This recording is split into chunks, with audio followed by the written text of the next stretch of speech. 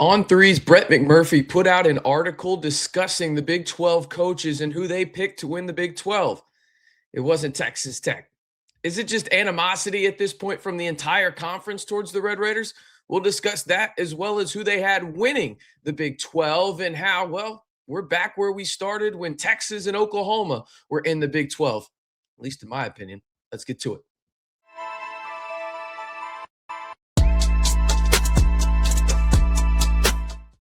Hey, how's it going, everybody? It's RC Maxfield here for the Red and Black Report. Appreciate y'all tuning in to today's Texas Tech football update. If you haven't already, be sure to like the video, hit that subscribe button, and turn on that notification bell to stay in the know on all things Texas Tech football all year long, right here on the largest, most interactive, and fastest growing group of Texas Tech fans on YouTube in the Red and Black Report. All right, I'm actually going to start off with a question for you guys today. I know there's a lot of questions in the comments towards me most of the time, but I want to hear from you guys.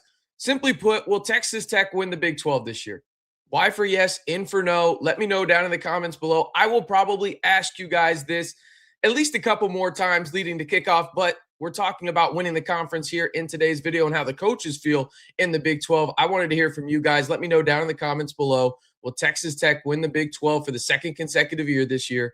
Y for yes, in for no. All right, let's talk about the article in question here. And you see it on your screen right there, where Big 12 coaches picked BYU to win the conference title in On Three's preseason poll. Texas Tech received second most votes, followed by Utah and Houston. This isn't a slight at BYU at all. If there's another team in this conference that I could actually see winning it, I think it is BYU. I do think also that BYU is probably in a better position from a health perspective and a little bit less question marks when it comes to their quarterback. I like Will Hammond, but if we're just being honest about it, hey, like Will Hammond is coming off of a torn ACL. I think he will be totally fine, especially with the Texas Tech run game and who they return offensively on the offensive line with the three guys of Howard Sampson, Sheridan Wilson, and then Jacob Potton, while also putting in two guys at the guard spot that are veterans in Hunter Zambrano and Jordan Church. That being said, I get it. BYU is easily the only other pick that I could even wrap my head around when it comes to not winning the Big 12 conference for Texas Tech this year. Let's go ahead and look at it. I know this is a little dingy. I apologize for the screenshot quality here, but I got it off of Twitter. So you see it right there. The predicted title games by the 16 coaches. Texas Tech over BYU, 4 votes. BYU over Texas Tech, 2 votes. Then you got a plethora of other scenarios in the Big 12 title game, including Arizona over Utah. You've got Houston over Texas Tech and BYU. Iowa State over BYU. Utah over BYU, and then Utah over Texas Tech. I don't know who on God's green earth is picking Iowa State to win the Big 12 championship this year. And if they do, come back to this video and just roast me. They were picked to finish last in the Big 12 this year, okay, in the USA Today coaches poll. Well, this is comical at this point. Like, I want to take these things seriously, but it's hard to when you see the fact of like the Iowa States of the world or stuff like that. Like, I get it. That's just one scenario. It's one vote. Let's go ahead and put it back on your screen. It was relatively close, right? It was BYU with 13 total votes. You had them as a runner-up 7 times, 6-time champion in this scenario. Texas Tech 4 each in terms of champ and runner-up. And then there was a half drop-off in the sense from 8 to 4 from Texas Tech to Utah. So, listen, there's 2 clear teams in the Big 12 that are the best. And again, I am not saying what I'm basically saying here when I had that open about Oklahoma and Texas is I think there are a clear 2 top teams in this conference that have the most say.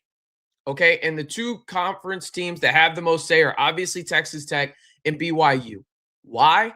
Because those teams are clearly the top dogs when it comes to football in this conference as it stands right now. And at the end of the day, all the other sports matter, but when it comes to revenue, football is king. And BYU and Texas Tech are proving to be the best when it comes to investing in the programs and also on-field results. I know some people will probably come into the comments and say, RC, it's been 1 year. What are you talking about? Again, it's level of investment too. And not just in your football players, but also your program as a whole. I mean, Sataki almost left for Penn State. I think people forget that, right? They went out and they made him one of the highest paid college football coaches in America. BYU and Crumble Cookie, they're hand in hand, just like Double Eagle and Texas Tech is. And so they have a large level of investment, and those two teams are just so far ahead of what every other program is doing in the Big 12 when it comes to investment, on the field success, and also in the portal and just high school recruiting in general. Those two teams are just so far ahead. And so when you look at that, it's like, okay, you have this aspect of it. You know where you have to do on the field if you're BYU and Texas Tech. And it's more likely than not that they will, in the sense that I think Texas Tech and BYU will probably reach the Big 12 title game again, and we'll have a rematch of 2025. That being said, picking BYU over Texas Tech right now with what we know feels kind of like there's animosity behind that. And that's okay. I know that a lot of people want to see the top dog go down. I truly understand that. But let's just go by a stat that we have right now, and that's FBI. By no means in any scenario should this be the end-all, be-all. Okay? Not saying that at all. I'm not. But Texas Tech is 10th in this. Okay? The only Big 12 team in the top 10. Then you've got BYU at 20. So there are two teams in the Big 12 in the top 20. It is Texas Tech and BYU. There is a significant drop-off after that, as those are the only two teams in the top 30 of 2026 early FBI over on ESPN. Texas Tech again at 10th, BYU at 20, and then you've got Utah at 31. There's a plethora of other schools after that, including Houston and Arizona, that are in the top 30 or top 40, but the only two teams in the top 30 of FPI over on ESPN to start the season is Texas Tech at 10 and BYU at 20. And then there is a sizable gap. Think about that. It is damn near the gap, according to this metric, from Texas Tech to BYU as it is to BYU to Utah. It's one spot off. BYU at 21 or 20, and then you've got Utah at 31. Texas Tech at 10, BYU to 20. Listen, these metrics don't mean everything. I understand that, but go listen to other people in this industry talk about Texas Tech outside of the Brendan Sorsby stuff, okay? Because I know that that's the punching bag right now, and everybody's trying to move past it, but in reality, that's going to happen all year probably. That being said, Texas Tech went out and had, yet again, arguably the best portal haul of any team in the country. Their defense, yes, you had to replace the likes of Jacob Rodriguez. You had to replace the guys like David Bailey, Romello Height, Lee Hunter, guys like that, right? But I think a lot of people forget you bring back a lot of talent as well. 6 of your 11 starters are back this year, including the likes of A.J. Holmes Jr., Ben Roberts, John Curry, Bryce Pollock, and Jordan, Amir Boyd, right? Those are your 6 returning. And what do? You go out and get a guy in Mateen Ibaragba to replace a guy like Lee Hunter. You are going to be able to get after the quarterback on the interior better than damn near any team in the country this year. You have to go out and replace a guy like David Bailey. You do your best and get a guy in Trey White who, according to James Blanchard and a multitude of guys in that Texas Tech program, including Joey McGuire, we're not talking enough about. We do talk about him here on the channel, but probably not enough. That's a fair criticism. Adam Trick, who had 66 pressures last year, 3rd best in all of college football. That's a guy you get on the defensive line, especially your depth. Bryce Butler, JoJo Johnson. You've got Julian LaVenture. There's multiple other guys there on the interior on your defensive line. You replace Jacob Rodriguez with Austin Romaine, a guy that finished 2nd, according to PFF, in the Big 12 when it came to interior linebacker grades. You know who was first? The guy he's replacing, Jacob Rodriguez. You go out and get a multitude of guys in the secondary as well. A guy in Davon Martin, who I really like from UTSA, a long, rangy corner to fill out your secondary to have depth there. On the offensive side, what was the returner in this bunch? It's one of those deals where you look at this, there's just so much talent. There's so much talent. And I can't get past the fact that when you look at this, BYU is returning talent. I get that. I get it. I really, really do. I just can't understate, I think, the fact that people are underestimating how much deeper Texas Tech is. And I think that they are almost taking away too much credit from Texas Tech, I guess is a good way to say it, when you look at the Brendan Sorsby to Will Hammond, if there is any drop-off at all. If you listen to, Joey McGuire and other people out there in the program, it's like, we never would have gotten a Brendan Sorsby if he didn't tear his ACL. Now, Will did tear his ACL, but he's also well on schedule right now. I mean, shoot, Joey McGuire said that Will Hammond had to go into the training room and ask if something was wrong with him when they said that it would be a week 3 starting. He was like, oh, I thought I was on track to go for week 1. Tells you what kind of dog Will Hammond is, right? So you look at this and you have a multitude of returners on both sides of the football, most notably on the offensive line and the running back room, tied in for Texas Tech offensively, defensively, linebacker room, and secondary. You return a lot. And then on the defensive line, you got AJ Holmes Jr. But this is not to belittle BYU at all. It just feels like this is kind of animosity, and you don't want to give Texas Tech any kind of credit whatsoever for what they're building out in the 806. And shoot, I didn't even mention the recruiting class from the high school ranks.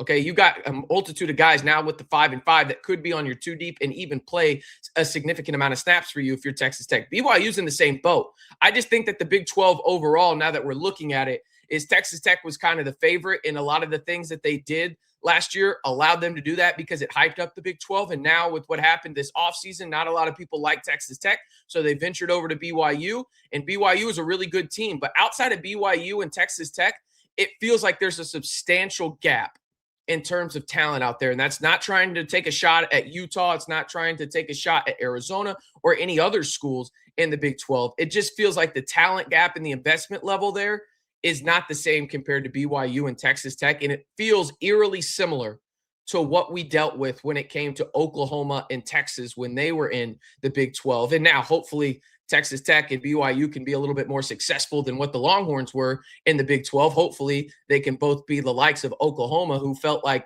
I don't feel like a lot of people give Oklahoma enough credit, and I'm trying not to throw up thinking about that, how good they were in the Big 12 for a long period of time. But it feels like those are the two teams that have the most say in the Big 12 and the two teams that have the most on-field results in their future and also in their past. I mean, BYU really only lost to Texas Tech last year, right? You look at that. And so it's very interesting. But again, in this on-3 poll of coaches for the Big 12, they have BYU over Texas Tech in terms of winning the Big 12 most often. There was a coach that said Iowa State was going to win. It's hard to take these things seriously, but I also wanted to rant and just say it feels like the gap is increasing every year with BYU and Texas Tech, maybe on the same plane. Maybe there's a little bit of a gap between both of them as well. But nonetheless, those are the two that are clearing everybody else in terms of level of investment and on-field results. All right, that's going to do it for today's Texas Tech football update. Appreciate y'all tuning in. I guess there was a little bit of animosity from me as well, but hey, at the end of the day, that's what it's all about. All right, that's going to do it for today's video. Appreciate y'all tuning in to today's Texas Tech football update. I'm RC Maxfield, reminding you one more time, if you haven't already, be sure to like the video, hit that subscribe button, and turn on that notification bell to stay in the know on all things Texas Tech football all year long right here on the largest, most interactive, and fastest growing group of Texas Tech fans on YouTube in the Red and Black Report. All right, I'm RC Maxfield, signing off, saying, remember, stay safe and Wreck 'em Tech.